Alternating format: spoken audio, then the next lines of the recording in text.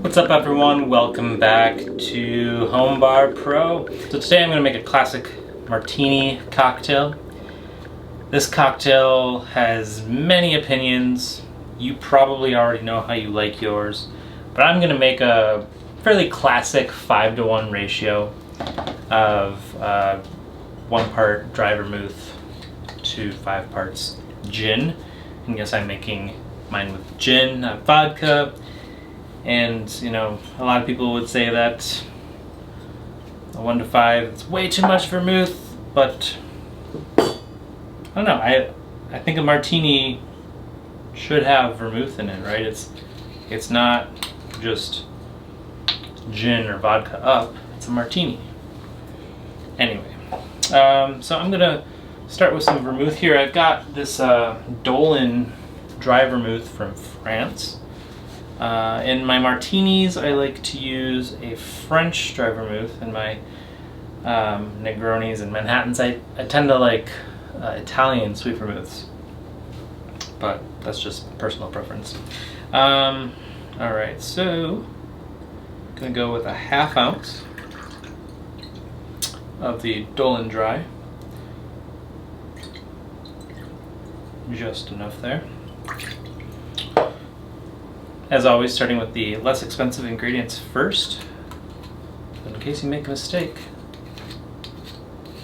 you don't have to toss out the gin.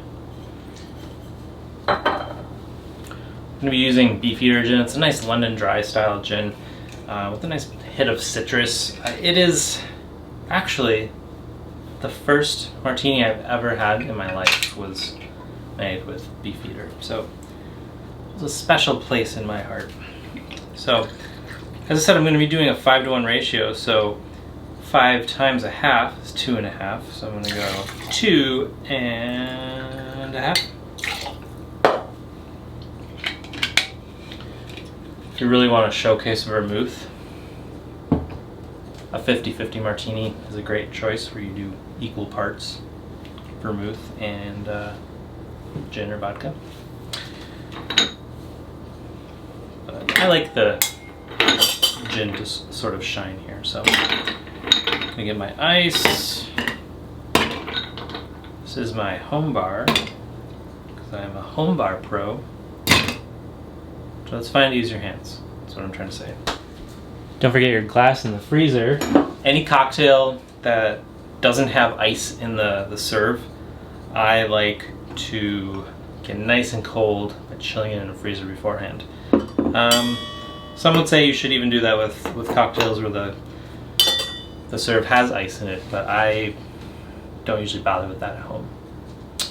So anyway, this is going to be a stirred cocktail because it's got all spirituous clear ingredients.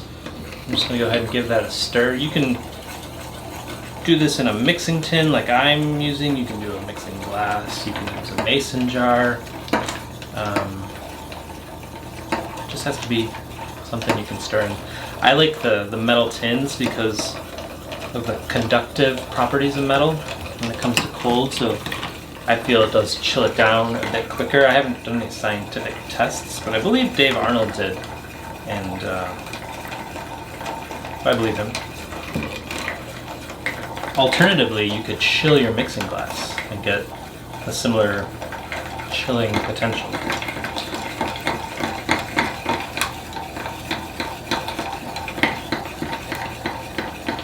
For me, a martini has to be as cold as possible, while still carefully controlling the dilution,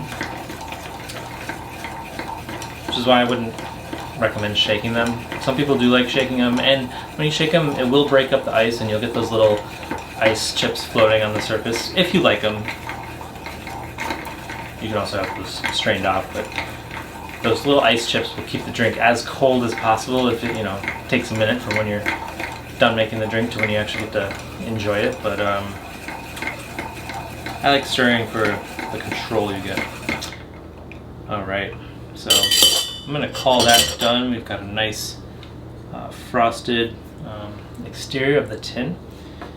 And I'm going to go ahead and strain that into my cocktail glass. But first, now I actually usually drink my martinis with a lemon twist, but I happen to have these really nice marinated Castle Beltrano olives here today, so I'm just gonna place one of those into my glass and strain it on top of it because it's delicious.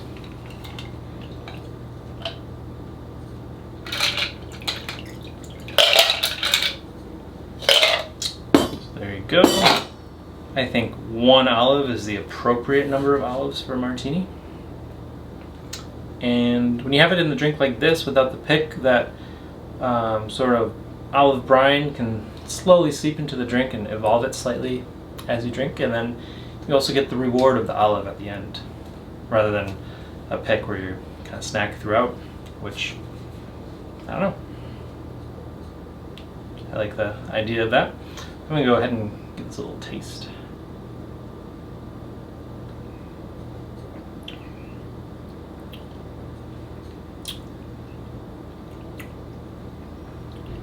That's simply delicious. It's really, really cold, which I think is really, really important. A martini is a cocktail that sort of encourages you to drink fast, so that doesn't warm up in the glass since you don't have any ice, which may or not be a good thing, may or may not be a bad thing, I don't know.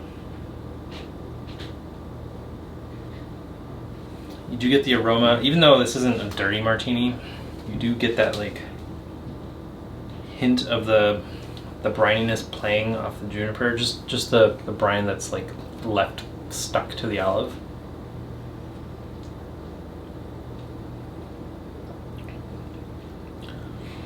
And you get this nice floral, slightly tart note from the Dry Vermouth. If you are going to put vermouth in your martini, it ought to be a good vermouth, because I've said this in my video about old fashions, but the fewer the ingredients, the more important those ingredients are, and the easier it is to screw up the drink.